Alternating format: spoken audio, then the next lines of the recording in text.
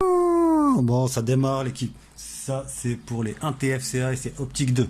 Donc, ouais, je reçois pas beaucoup de choses. En tout cas, big up à Marius. Marius qui me renvoie tout et qui fait ça très bien, Marius. Franchement propre. Tu peux même abandonner le début de la vidéo, t'es déjà opérationnel. Donc, je vais refaire un petit exercice rapidement pour vous réexpliquer ça vite fait. J'ai l'impression que tout le monde n'a pas tout compris, mais c'est vite fait. Ok, j'envoie un rayon incident. On va changer de couleur. Ouais, non, on va pas changer de couleur. Si. Je peux encore, donc j'en profite. On envoie un rayon incident ici qui fait un angle de 30 degrés, ce qui est l'angle par rapport à la normale. Je répète tous les termes techniques, mais il faut absolument les connaître, c'est la base. Je vous dis, il y a toujours des questions là-dessus. Ça vaut 2 points et c'est gratuit.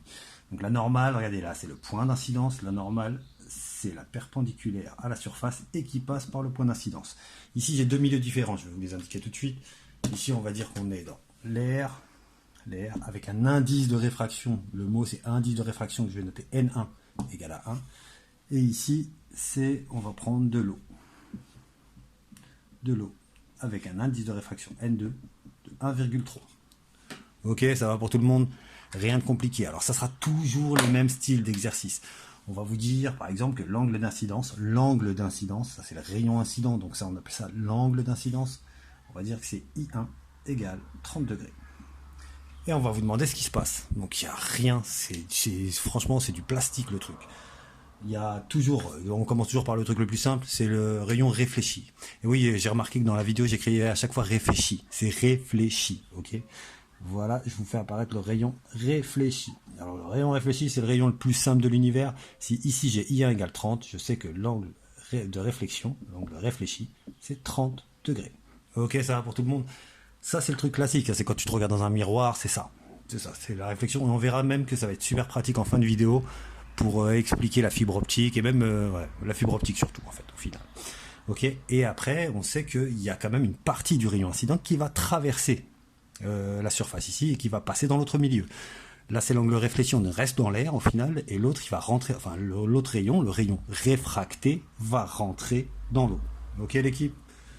Je vais faire apparaître. Et par contre, regardez bien, il y a un truc qu'il faut savoir, je le fais toujours, je vous le fais jamais montrer, mais maintenant je vais commencer à vous le montrer parce qu'on va parler d'angle limite de réfraction. Donc si on parle d'angle limite de réfraction, il faut que je vous montre tout. En fait ici, si le rayon n'était pas dévié, si on passait de l'air à l'air, s'il n'y avait rien du tout, ben, le rayon continuerait tout droit. Ça c'est la base de l'optique géométrique, les rayons lumineux ne sont pas déviés en général. Mais là le problème c'est que justement, on passe de l'air à l'eau. Alors écoutez bien ce que je vais vous dire, je vais vous le répéter toute la vidéo. Quand on passe d'un indice faible à un indice plus fort, on se rapproche de la normale. Alors ça c'est la loi, c'est le principe de Fermat, on peut même faire ça en électromagnétisme en vérité. Ça a l'air un peu compliqué, mais c'est la base de la base, c'est la base des mirages. Vous allez comprendre comme ça les mirages, vous allez comprendre et vous allez comprendre la fibre optique. Donc en fait ça c'est la base pour bien comprendre. Donc là l'indice est plus fort, ben, le rayon lumineux, le rayon réfracté va être plus proche de la normale. Donc je sais déjà d'origine que j'aurai moins de 30 degrés. Je le sais. Ok l'équipe? Donc maintenant, ce que je vais faire, c'est que je vais faire les calculs. C'est toujours la même chose. Quand je dis toujours la même chose, c'est la loi de Snell-Descartes. On va vous la donner, vous avez juste à l'écrire, et c'est du carton. Ok l'équipe? Donc je vous fais montrer ça. N1 sinus I1 égale N2 sinus I2. Ok, vous avez remarqué que je ne fais jamais apparaître l'angle R. Jamais. La réflexion en général, elle est directement donnée par l'incidence, il n'y a rien à faire. Donc N1 c'est quoi? C'est l'air, c'est 1 fois sinus I1, sinus de 30 degrés, égale N2, 1,3 fois sinus de I2. C'est ce qu'on me demande de trouver, l'angle de réfraction. Je regarde si c'est bien filmé, ouais ça va. Donc maintenant, c'est toujours la même chose. Le but, c'est d'isoler I2. Donc, avant d'isoler I2, là, il est dans le sinus, on sait que c'est une galère, on jette le 1,3 de l'autre côté. Ok, ça fait divisé par 1,3. Donc, je peux avoir le sinus I2. Si je tape ça à la calculatrice, j'ai sinus I2. Je vais le faire tout de suite. Sinus I2 égale, je tape à la calculatrice et j'essaie de vous montrer ça. Bon, je vais pas vous mentir, et plus ça va avancer, plus les vidéos, je vais le faire la nuit, parce que la nuit, j'ai l'impression que j'ai moins de problèmes de lumière. C'est la vérité.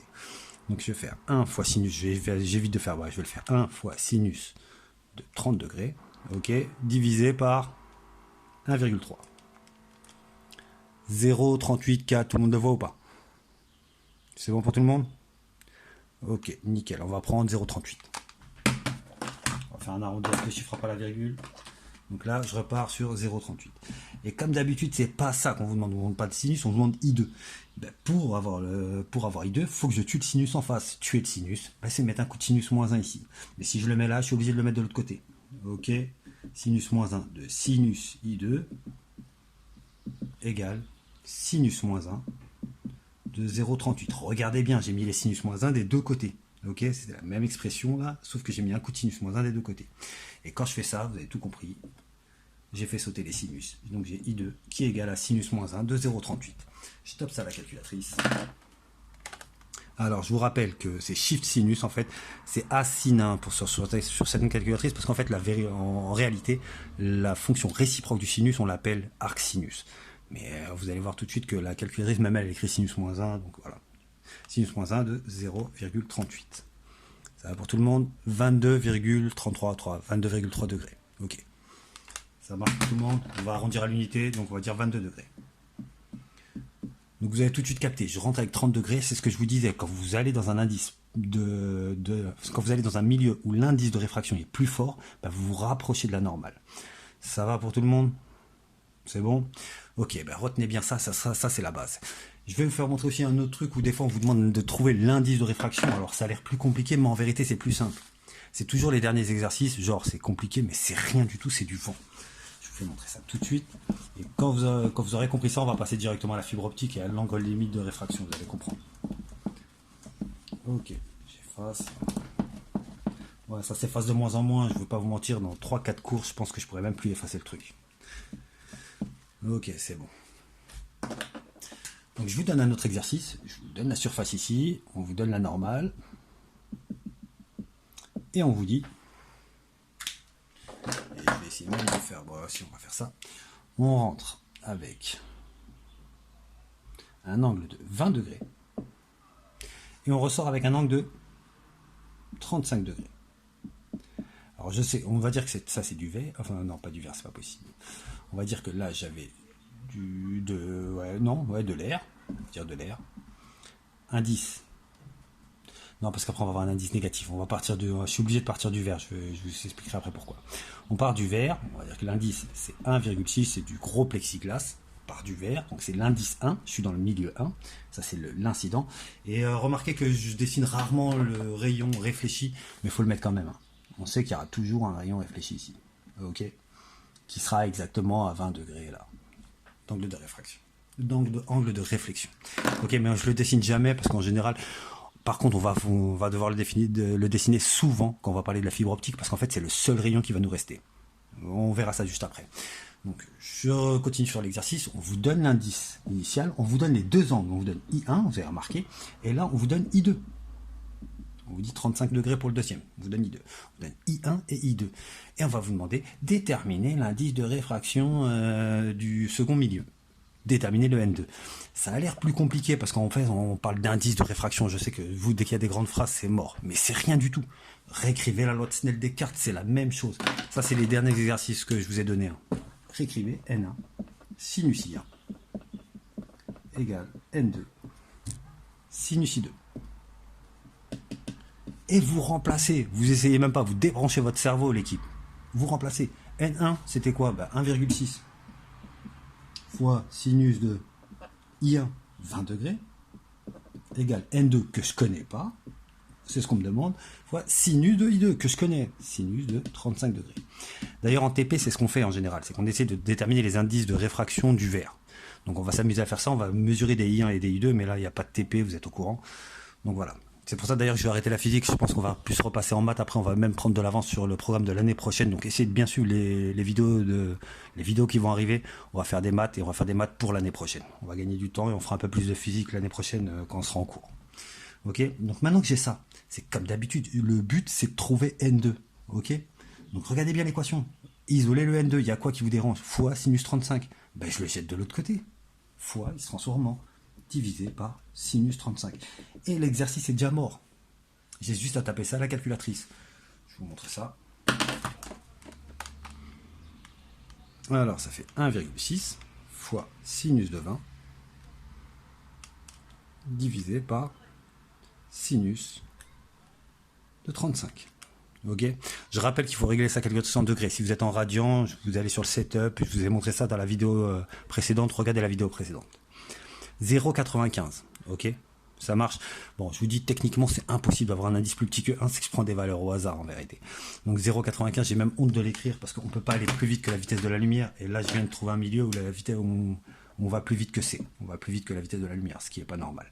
0,95. Vous en faites pas, dans les exercices que j'ai fait, il n'y a jamais de bug comme ça. Vous allez toujours trouver des indices supérieurs à 1. Ok, l'équipe?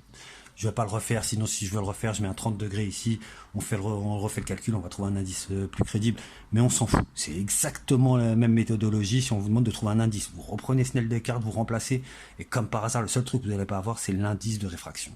Et vous l'isolez, comme d'habitude, une équation classique. Ok l'équipe, c'est bon? Ok, maintenant on va s'attaquer à autre chose. On va essayer de comprendre l'angle limite de réfraction, ça c'est un peu plus tendu. On va essayer de comprendre l'angle limite de réfraction, et on va essayer de comprendre l'intérêt de comprendre ça et l'intérêt de la fibre optique en final. Enfin, l'intérêt de la fibre optique, j'espère que vous avez compris tout de suite sans même commencer. Hein. Il n'y a rien qui va plus vite que la lumière. Donc si on arrive à envoyer de l'information par la lumière, bah, on a gagné. Ok, ça sert à ça. Donc pour comprendre ça, ce qu'on va faire, c'est qu'on va cette fois-ci, on va vraiment le faire. On va passer du vert, indice 1,5. à l'air. Ok, on va essayer de comprendre ça. Indice N1, indice N2, de 1. Ok. Ça, pour le coup, les indices, c'est bon. Ça marche. J'ai ma normale. Et cette fois-ci, je vais le faire un tout petit peu plus vite. Normal. Angle d'incidence, je vais en inventer un. On va prendre un angle d'incidence. On va dire, allez, 45 degrés, ça va peut-être pas passer. On va commencer par 20 degrés. J'ai 20 degrés. Et je vais vous demander, comme d'habitude, déterminez-moi les rayons réfléchis, et l'angle du rayon réfléchi, et l'angle du rayon réfracté. Ok. Le rayon réfléchi, ne perdez pas une demi-seconde dessus. Hein, ok. Il est là. R égale 20 degrés. Et ça, le 20 degrés d'incidence, c'est ce qu'on appelle classiquement I1. Ok. I1, on est dans le milieu 1, on appelle ça I1. Ça va pour tout le monde. Et maintenant, je vais essayer de déterminer I2. Alors, cette fois-ci, on passe d'un milieu d'indice fort à un milieu d'indice faible. Remarquez bien, là, si ça allait tout droit, si c'était le même milieu, ben, j'aurais pas de déviation. J'aurais exactement le même parcours, enfin, le trajet lumineux serait rectiligne. Mais comme là, justement, je passe d'un indice plus fort à un indice plus faible, et retenez bien ça, c'est la base de l'optique, ça. Là, c'est un indice fort, là, c'est un indice faible. Ben, mon rayon va s'écarter de la normale plus que le rayon incident. Donc en fait, je vais avoir un angle plutôt comme ça. Ok. Qu'on va calculer d'ailleurs tout de suite. Ok, on va le calculer. Ouais, je vais vous le réécrire, j'allais dire on perd pas son temps, mais on va le réécrire, hein, ça coûte rien d'écrire. N1 sinus I1 égale N2 sinus I2, mais on essaie d'aller vite cette fois-ci. Ça va pour l'équipe. N1, 1,5, sinus I1, sinus 20. N2, 1 fois sinus I2, que je connais pas. Ok, donc on va pas perdre de temps. Ça marche pour tout le monde. Je fais 1,5 fois sinus 20. 1,5 fois sinus 20. 0,51. Ok, on prend ça comme arrondi. 0,51.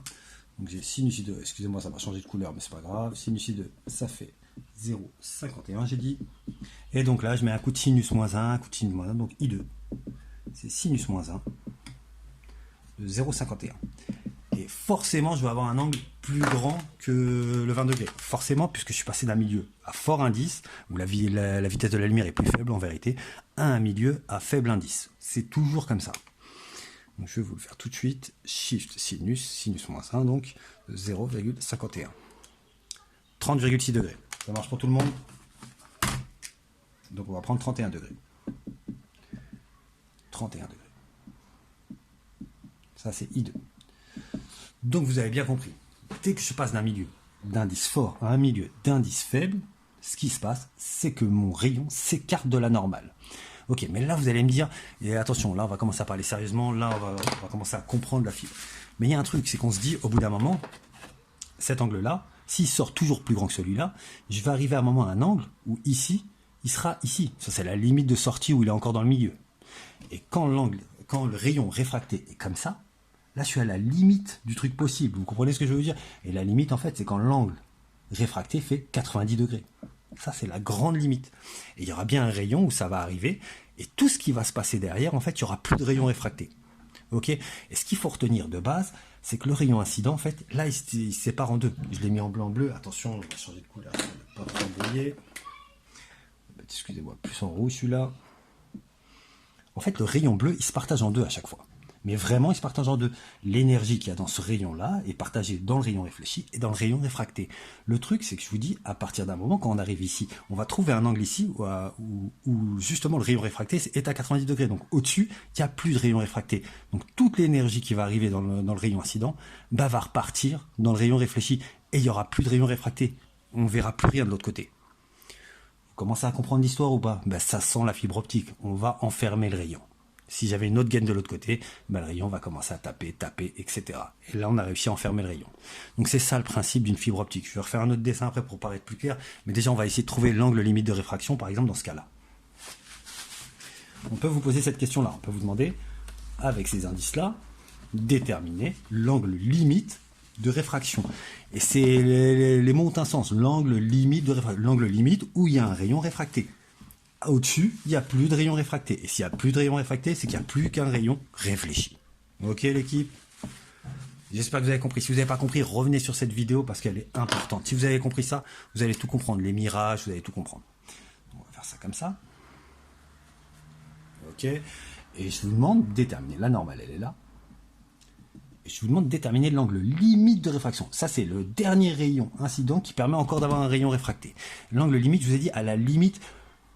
Quand il sort vraiment limite, c'est que le rayon réfracté, je vais le faire d'une autre couleur, il est là. Ça, c'est la limite. Quand il est là, il est encore vivant, le rayon réfracté. Là, c'est la limite, c'est quand il fait 90 degrés. Donc, on connaît I2. Ok? On connaît I2, c'est 90 degrés. Pour l'angle limite, je vais le noter, I1L limite, l'angle limite de réfraction, c'est là. Dès que je vais être au-dessus de cet angle limite, j'ai plus de réfraction. Tout est en réflexion. Et même quand il y a le rayon réfracté, il y a toujours un rayon réfléchi. Sauf que dès que je vais dépasser l'angle limite, vu qu'il n'y a plus de rayon réfracté, toute l'énergie qui arrive ici repart dans le rayon réfléchi.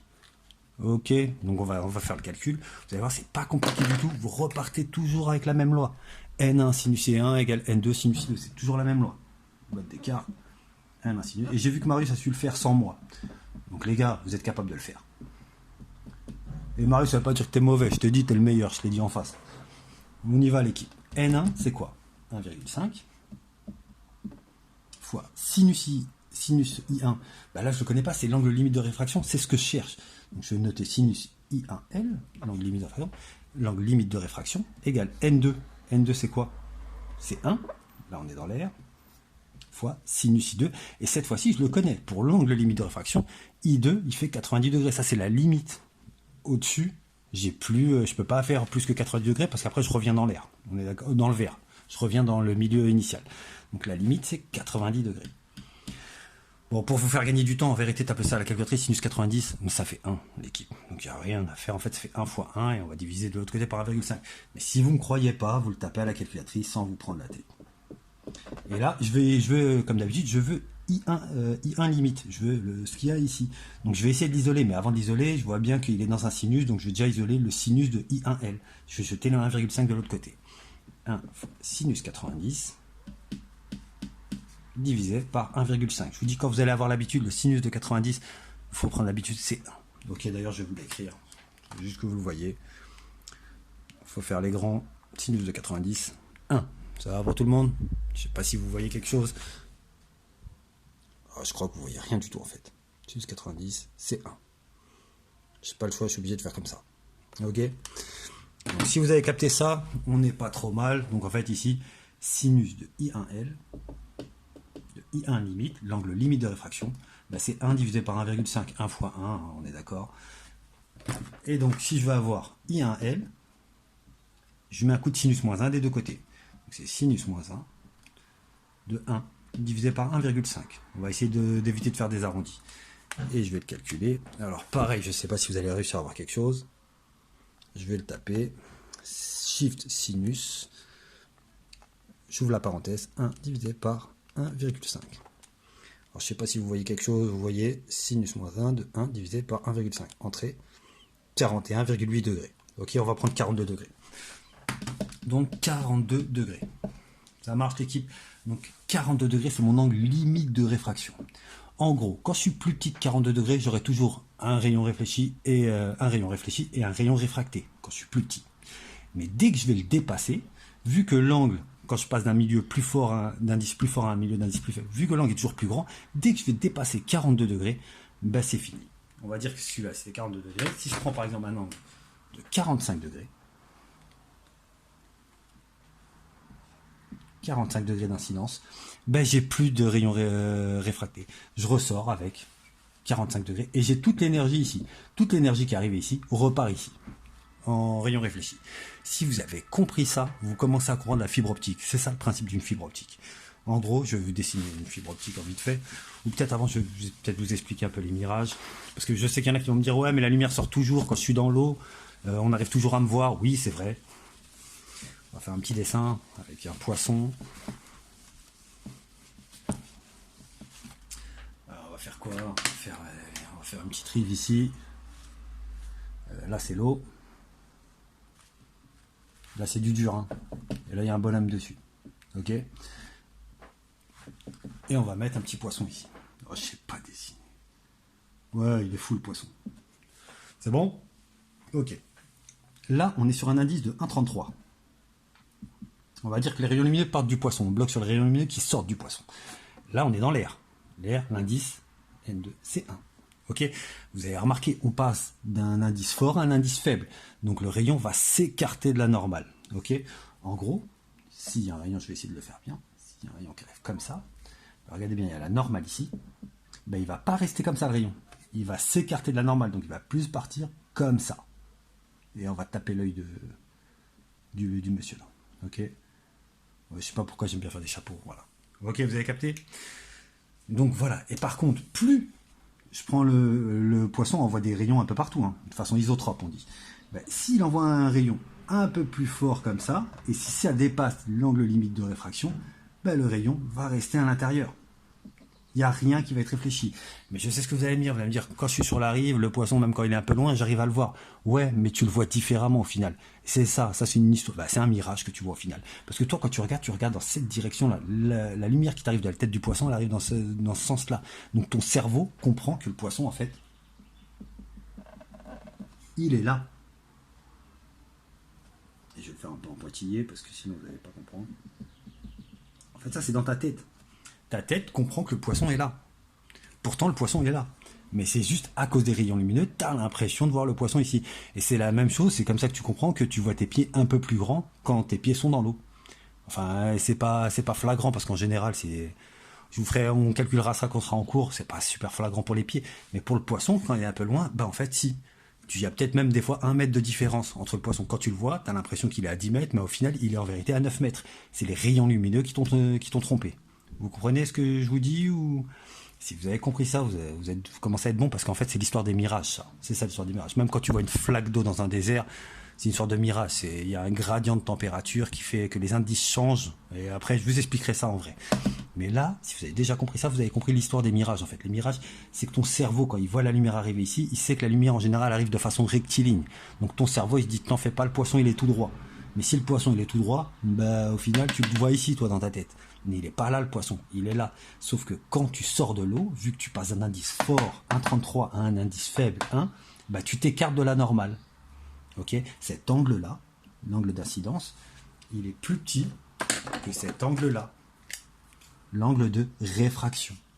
Ok, l'équipe, cet angle-là, il est plus proche de la normale que cet angle-là. Ce rayon-là est plus proche de la normale que le rayon réfracté. Ok, ça c'est le rayon réfracté. Et ça c'est le rayon incident. Ok. J'espère que vous avez compris ça. Si vous avez compris ça, vous commencez à faire de la vraie physique. En fait, c'est ça. L'histoire des mirages, c'est ça. Ok. Ça marche. Bon, je pense que vous avez compris ça. Et j'ai envie de quand même terminer sur la fibre optique, parce que la fibre optique, pêcher, c'est sympa, mais c'est pas le but pour vous là. Le but, c'est de comprendre la fibre optique. La fibre optique, en fait, je vous explique, c'est un truc super bête. Si vous avez compris ce que je viens de vous dire, c'est un truc bête. C'est qu'en fait, la gaine, enfin l'intérieur de la fibre optique, c'est un milieu d'indice plus fort que l'air. Genre, là, c'est ma fibre optique. Ça, c'est l'entrée de ma fibre optique. Et après, ça va super loin et ça transporte l'information très loin. Ok, l'équipe? Donc en fait, je vais faire ça, c'est le centre ça c'est le cœur de la fibre optique. Et l'indice à l'intérieur, on va dire que l'indice à l'intérieur, c'est 1,5. Ok? Et l'indice à l'extérieur, c'est l'air. C'est 1. Ok? Donc qu'est-ce qui va se passer? Si j'arrive à si j'arrive à envoyer un rayon lumineux avec un angle, ici, par rapport à la normale, supérieur à l'angle limite de réfraction. Parce que, évidemment, là, le rayon, là, ici, le rayon, c'est le rayon incident. Il a envie de sortir dans l'autre milieu. Mais l'autre milieu, on a dit que c'était l'air. Ok? Là, c'est l'air, et à l'intérieur, c'est la fibre. Là, c'est l'air.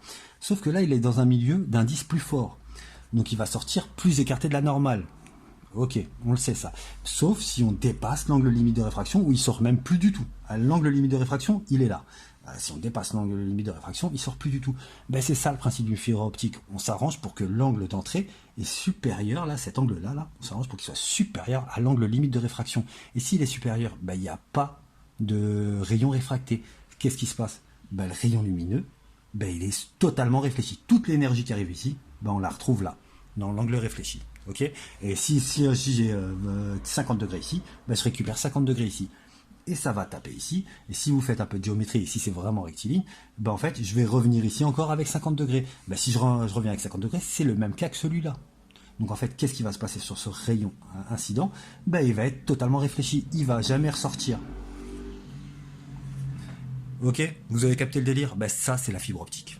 Ça sert à ça, la fibre optique. Et quand tu testes une fibre optique, en général, tu mets un petit faisceau laser et tu vois si ça fonctionne bien. En fait, il ne faut pas qu'elle soit pincée. C'est pour ça qu'on dit à chaque fois qu'une fibre optique, il faut que ce soit plutôt rectiligne. Il ne faut pas qu'elle soit pincée. Si elle est pincée, ben, le rayon peut sortir et elle ne sert plus à rien, la fibre optique.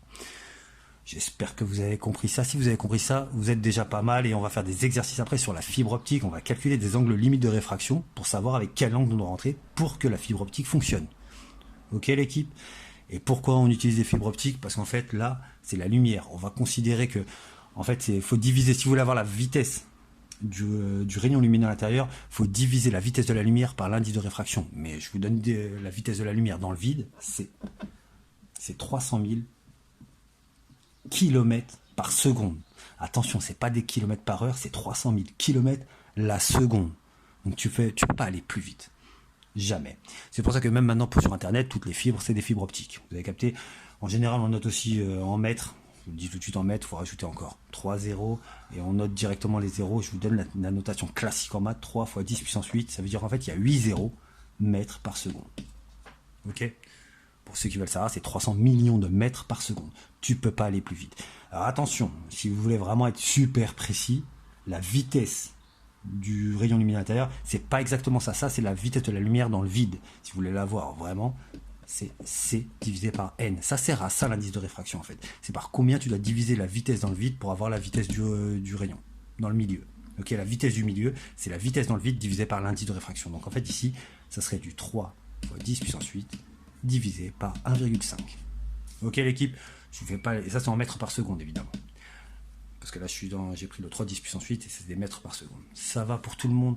J'espère que vous avez compris. Je vais vous donner un ordre de grandeur, par exemple, pour cette fibre-là. Et on va pas aller en kilomètres par seconde parce que ça va plus vous parler.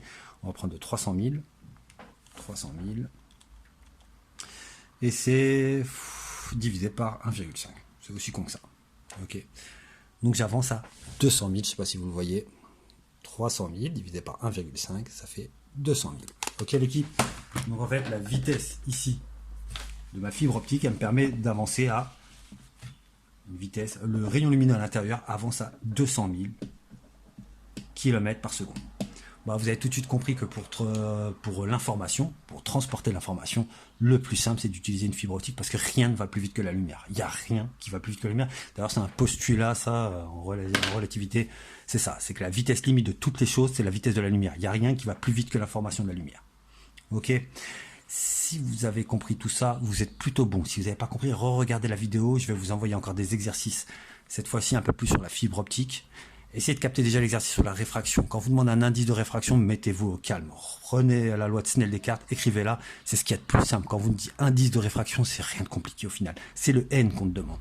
Et quand on te demande l'angle réfracté, là, il y a un petit coup de sinus moins 1 à faire à la fin. Mais je l'ai fait dans les deux vidéos. Je pense que là, c'est bon. Je sais que vous n'êtes pas cons, les gars. Je sais que vous pouvez vous en sortir avec ça. Regardez, si vous avez des problèmes, si vous comprenez rien à ce que je vous dis, envoyez-moi un mail. Je vous ai donné mon mail sur le petit message. Et je crois que c'est bon pour moi. Voilà, la sonnerie, elle a sonné. C'est fini pour moi. Si, j'avais dit qu'à chaque vidéo, je suis obligé de vous donner un film.